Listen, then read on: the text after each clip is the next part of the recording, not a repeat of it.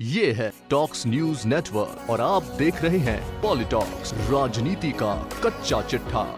मैं तो सहमत हूँ। तमाम 6 जो विधायक हैं बीएसपी के थे, उन्होंने बिल्कुल ठीक कहा है कि राज्य के हित के अंदर स्टेबल गवर्नमेंट रहे, इसलिए उन्होंने कदम उठाया है। मैं उनका स्वागत करता हूँ, क्योंकि सबसे बड़ी बात है हर राज्य के लिए कि हम लोग चुनाव जीत के आते हैं।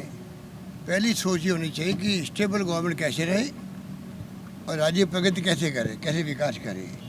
इसलिए जो फैसले कोई करते हैं तो वो सोच समझ के करते हैं। 6 विधायकों ने एक राय होकर के फैसला किया है, तो हमें इस बात की खुशी है कि उनकी इतनी बड़ी सोच रही कि राज्य में स्टेबल गवर्नमेंट रहे और हम सब मिलकर के राज्य विकास में भागीदार बने।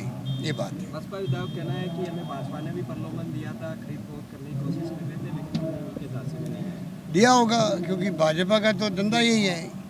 वो हमारी कर्नाटका के अंदर गवर्नमेंट तोड़ दी, हॉर्स ट्रेडिंग हुई।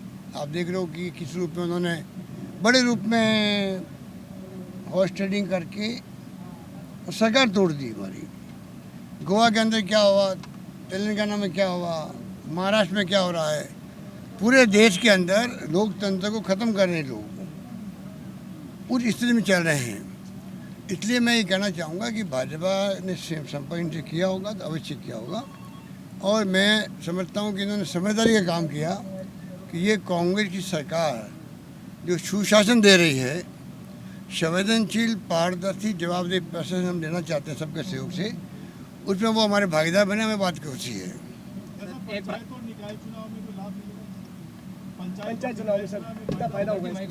मायावती जी ने जो कहा है, मैं समझता हूँ कि उनका ऐसा रिएक्शन होना स्वाभाविक है,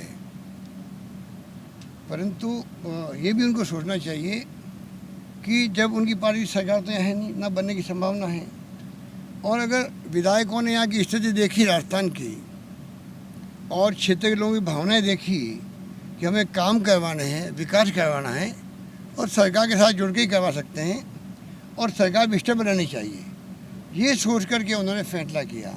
हमने कोई दबाव नहीं दिया उनके ऊपर, उसके बावजूद भी फैसला होना ये स्वाभाविक फैसला। तो मायावती जी को समझना पड़ेगा कि ये कोई सरकार में बैठे हुए लोगों ने कोई मैनेज नहीं किया है, कोई प्रलोभन नहीं दिया है, और ये हमारे प्रदेश की खूबी है। हमने कभी हॉस्टेडिंग नहीं करी लाइफ के अंदर, कोई भी। पहले भी हम लोग सरकार में थे, तब भी बीएसपी के 6 लोग ज्वाइन किए थे। आज तक इतिहास में हमने कभी किसी को प्रलोभन नहीं दिया है, को कम बात है क्या। और यही हमारे विधायक दूसरे राज्य में होते तो मैं समझता हूँ कि बड़ी रूप में हॉस्टेडिंग होती, कोई कल्पना नहीं कर सकता। जैसे आज वो मध्य प्रदेश को सरकार को तोड़ने के लिए 15-15, 20-20 करोड़ रुपये, 25 करोड़ रुपये ऑफर कर रहे हैं। जो हम सुनते हैं तो आश्चर्य होता है, ये पैसा कहाँ से आ रहा है इनके पास में। हमारे यहाँ 1 रुपये का सौदा नहीं होता है, दिल से साथ देते हैं, ये हमारी बहुत बड़ी खूबी है। तो मायावती जी को समझना पड़ेगा, ये कोई हॉस्टेलिंग तो ही नहीं है, ये बात है। सरकार एक अच्छा प्रयास कर रही है प्राइवेट सेक्टर में। और मायावती जी को जब कभी अलायंस हुआ है देश के अंदर सब पार्टियों के साथ में, तो हम तो उन लोगों में हैं। सोनिया गांधी जी, राहुल गांधी जी की भावना समझते हुए हमने तो हमेशा मायावती जी के साथ खड़े मिले हैं उनको, ये वो खुद जानती है मेरे बारे में। क्या आप मानते हैं कि बीएसपी की जो केंद्र में कांग्रेस के साथ में खड़ी मिलेगी सहयोगी के तौर पर चुनाव, सहयोगी के तौर पर आने वाले 3 राज्यों में कांग्रेस के साथ खड़ी मिलेगी क्या इस घटना के बाद? ये देखिए, यही तो मैं कहना चाहता हूँ आपको कि मायावती जी कभी राज्य में सरकार कांग्रेस सहयोग से बनाई थी। मायावती जी की पार्टी के लिए कांग्रेस एक वक्त में जूनियर पार्टनर बन गई थी यूपी के अंदर। 300 सीटें मायावती जी और 125 सीटें कांग्रेस। काशीराम जी का जमाना था तो हमने ये भी उनको सहयोग दिया।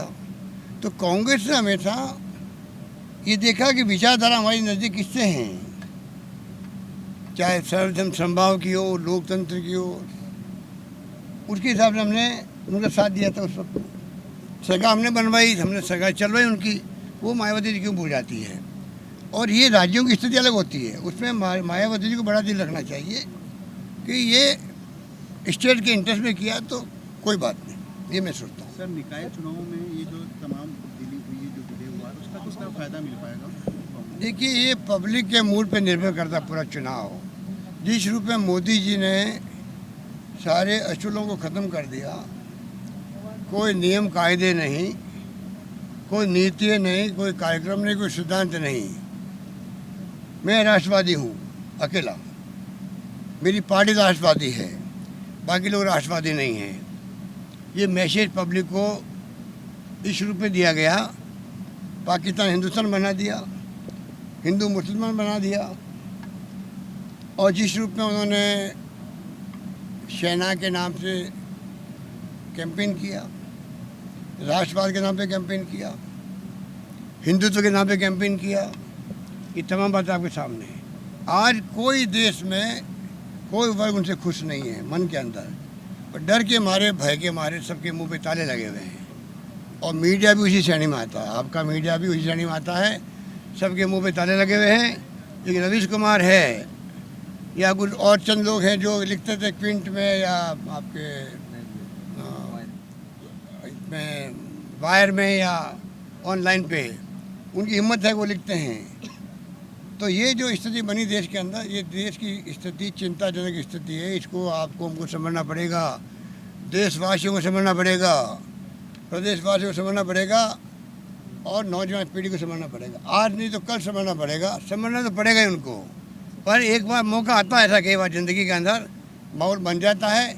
आज उसी माहौल में ये देश जी रहा है, और सच्चाई सामने आएगी तो मालूम पड़ जाएगा आपको सबको।